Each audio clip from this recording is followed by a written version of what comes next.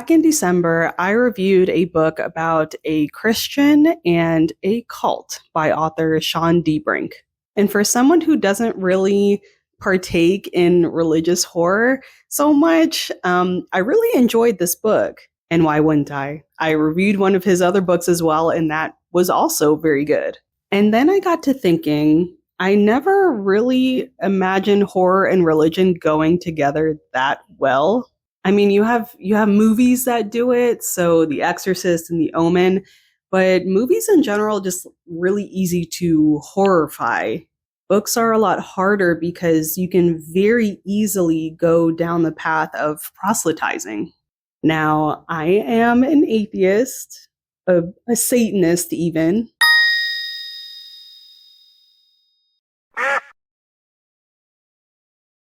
And as someone who doesn't do religious books, Shawn Brink's works were very, very easy to digest. He still had lessons that anyone from any walk of life could very easily do and empathize with.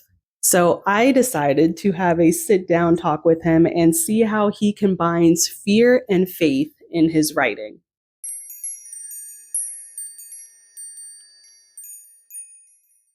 I'm just a writer. I love to write speculative fiction. Just had my sixth novel released late last year, Bound by Blood, which I think we're going to be talking about a little bit tonight. And other than that, I'm just someone that's just obsessively writes. I can't quit doing it. So it's kind of an addiction for me. Well, that's a good addiction to have.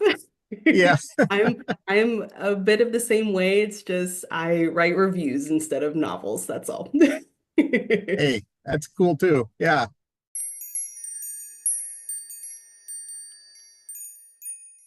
You know, it's been something that I've had a thing for since I can remember, to be honest. I grew up in the 80s with all the Stephen King movies that came out, like Pet Cemetery, and I came out and all the Friday the 13th and Halloween films, and it's always kind of drawn me. I love I love I love being scared in a safe way, which is what horror does. I mean, there's no real danger there, but I just love horror. And so it just kind of came out that when I started seriously writing, it's just kind of what came out as speculative fiction in general, but horror specifically. It's just a lot of fun to write. It's a lot of fun to watch. It's a lot of fun to read. I just love it.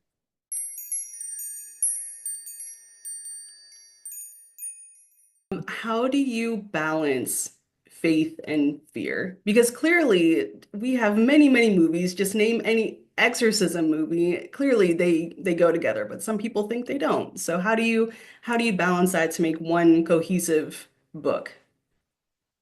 You know, hopefully I do it well. I don't even know sometimes because you're right. There's such a gamut between those two extremes between faith and fear.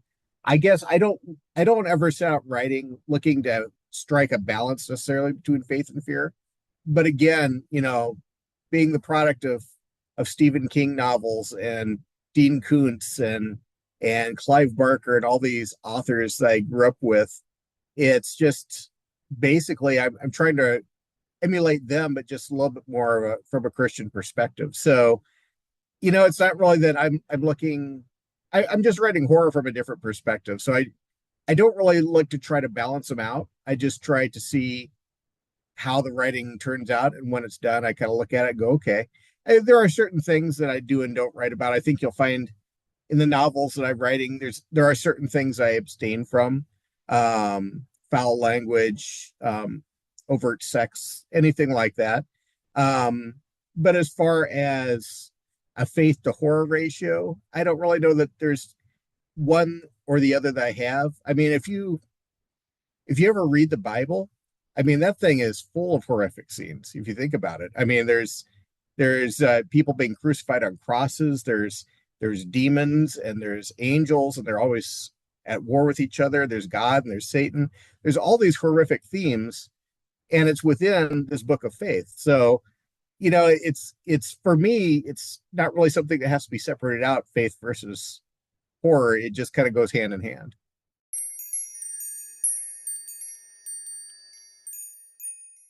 how do you come up with your stories? Because in my mind, maybe it's like a pastor would, and they're, looking through their Bible and saying, okay, this I want to talk about this theme today, or this story speaks to me, so maybe I'll write something about it. Or is it something totally different? How do you go about it? You know, like I said, I mean, I don't really usually set out to write specifically for Christian or the secular market. I just write what comes to me. And so, wow, I mean, it's kind of like asking any artist or any creative, how what inspires them. I mean, for me, everything's fair game. I mean, I know I have a lot of dreams. I rarely go through a night without having dreams or nightmares or anything in between. That's a lot of what where I get my start for a lot of my books. But really anything. I mean, yeah, the Bible definitely gives you ideas that you can expound upon. Um, but then really just anything. I mean, a storm or, a painting or pretty much anything at all is fair game for inspiration for my stories.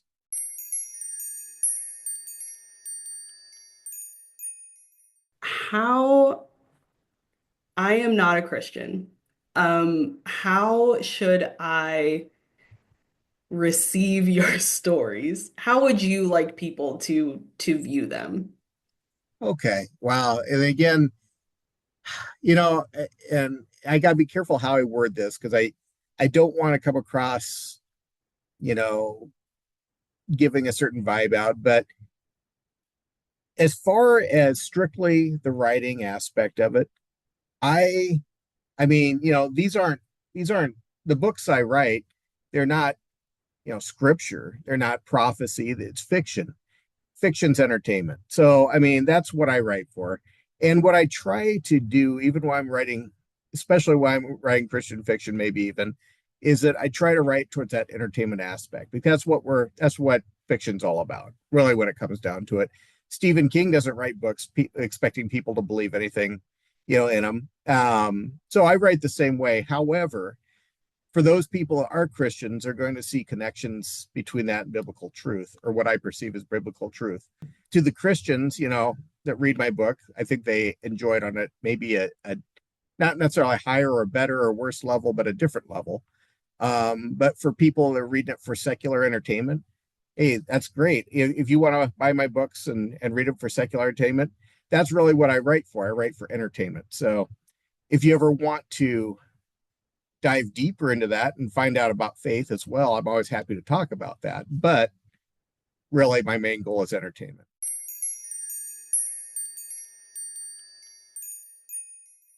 Moving on to your other non-Christian based stories. Tell me about those. You write fantasies, thrillers, all sorts of stuff. Yeah, like I had said before, anything is pretty much up for grabs as far as inspiration and as far as what the story comes out for. I mean, I've written, I've had quite a few anthologies where I've been a part of, and some have been sci-fi anthologies, some of them have been a little bit more fantasy. I don't really write high fantasy. I just never have gotten into that, but I'll write like urban fantasy fiction. In fact, the one that you've read most recently, Bound by Blood, that could be also considered urban fantasy along with horror. Yeah, out of all of my published books, like I said, there's a huge gamut between secular and Christian and everything in between. I've got a book out called My Gypsy War Diary that again has some of the influence of who I am and what I write towards, but I wouldn't call it necessarily a Christian fiction novel. It's a young adult novel, kind of an adventure novel set in actually in my hometown of Norfolk, Nebraska, just because I figured they needed a novel. It's not a real big town. They needed something. So, but it's I mean, I would almost talk about it kind of like the Goonies almost. It's just a fun, easy to read, fun, quick read adventure novel uh, set in Norfolk, Nebraska in the 70s and 80s, which is when I was growing up there. So, you've got that now. Like I said, I've been in a lot of anthologies where I write, sometimes very secular horror, sometimes very secular sci-fi, but again, I always keep certain standards on what I write and what I won't write about. Um, but they wouldn't necessarily be Christian. Uh, no one would read it and say, "Oh, that was a nice Christian story." So, it's just kind of, I guess that's kind of the main thing on my secular side recently. What is your favorite work that you've done so far? Wow. It's kind of like asking, what's your favorite child? But you have to choose. Everyone has one. Everyone has one, whether they like to admit it Um, or not. I'd like to think that I'm getting to be a better writer with each piece I write. So from that aspect, I would say Bound by Blood is probably my favorite. Uh, I'm really pleased about some of the things that I wrote about in there and how I was able to express it. And yeah, so it'll be my favorite probably until my next book comes out, and then I'll have a new You favorite. picked an easy answer, but I'll let it slide. I was gonna say, I guess if you wanted the easy answer, yes, that's the easy answer. But I mean, my first book that I ever published would also be, in a way, my favorite, I guess, because that's the first time I ever been published. And that was a fantasy novel called The Space Between. So there you go, a little extra information because you made me feel guilty. It's like, oh, I gave the easy answer. I can't do that. So No, it's okay. Don't let me make you change your answers.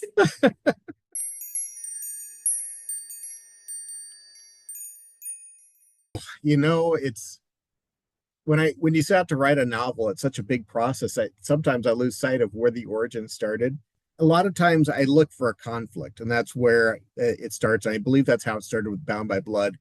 You look for a conflict that's so big that it's just going to take something huge to resolve it. And in this case, you've got two extremes. I mean, the main idea of the novel is you have two brothers, right? And they love each other. They're brothers, but they're on opposite ends of a spectrum. We've got one that's a born again Christian, and you've got one that joins a cult, and they're both trying to recruit each other in this cult while trying to destroy each other's side. And it's like that's such a monumental conflict that's like you need something really huge to be able to resolve it. And so that's kind of where that started, was just thinking, when I was thinking of my next novel, it's like, okay, what kind of a conflict can we have that's just so gigantic that's just going to say take something super horrific and powerful in order to resolve it.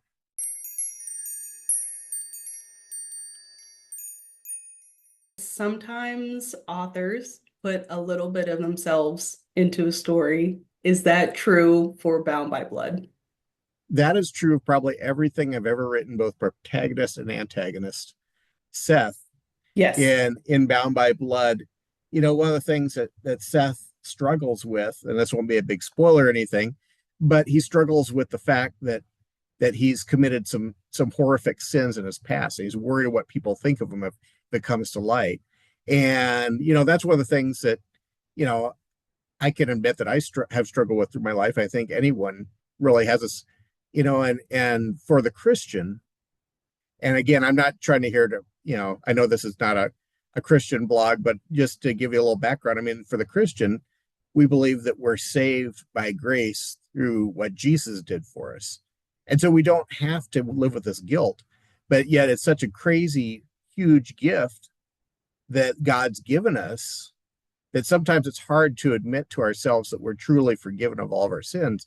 And we look at this and we go, wow, I've done all these bad things in my life. What are people going to think if they see who I am? They're going to see what a horrible person I am. And that's kind of one of the things I think I wrote to, Seth struggled with in this story as well. So Yeah, I think with Seth's whole struggle, you don't even have to be Christian to have that kind of struggle too. You could do something bad mhm. and then be like, "Oh no, I hope no one finds this out," or "I feel very guilty about this." You don't have to be a Christian to have that kind of um anguish. You know?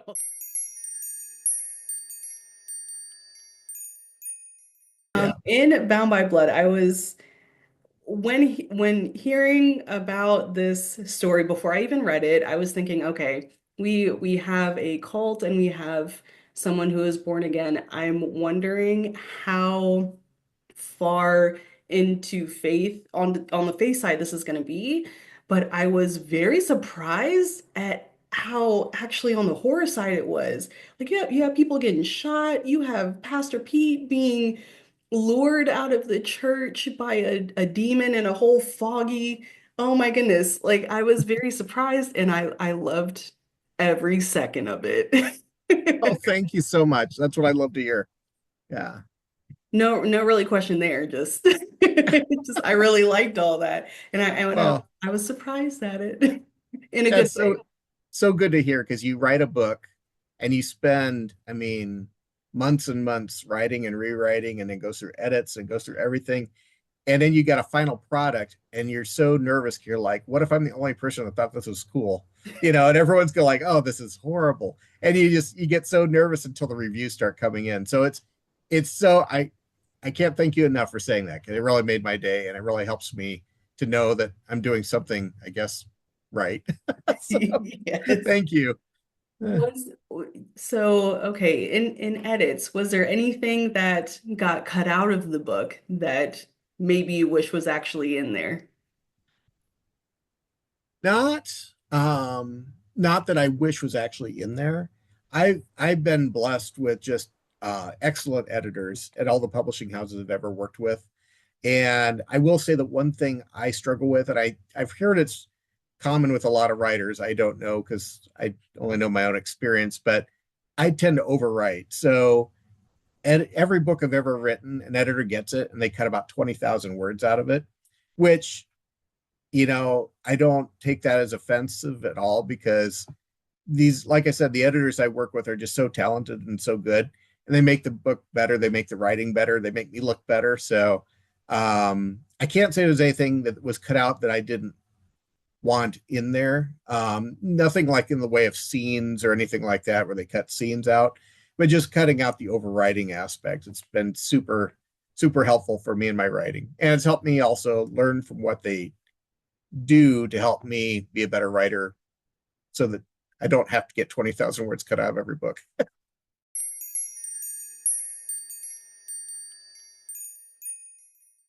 Upcoming projects. You said you were working on one right now. Can you give us anything, any inkling of what it might be about? Sure. Yeah. No, I love talking about the stuff I'm working on. So, I mean, I just kind of, as soon as I get a novel out, I just jump right into my next one.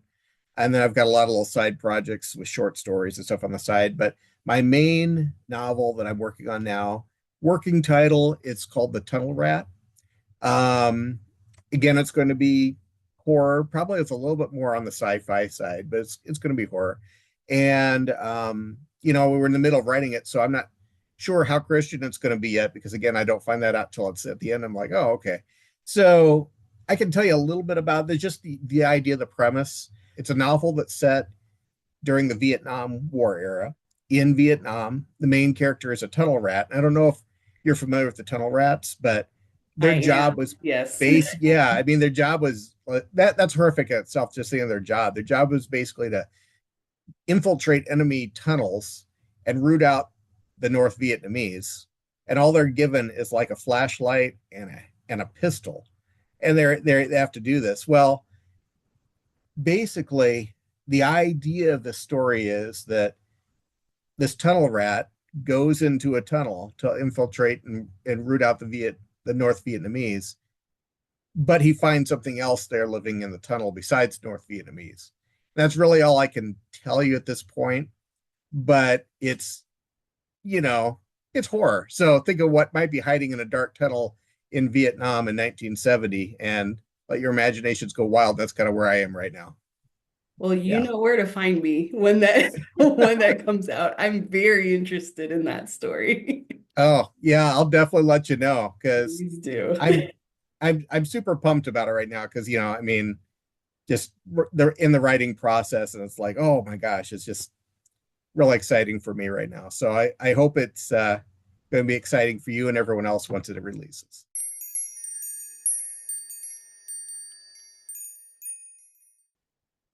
Help out a starving artist, buy my books. No,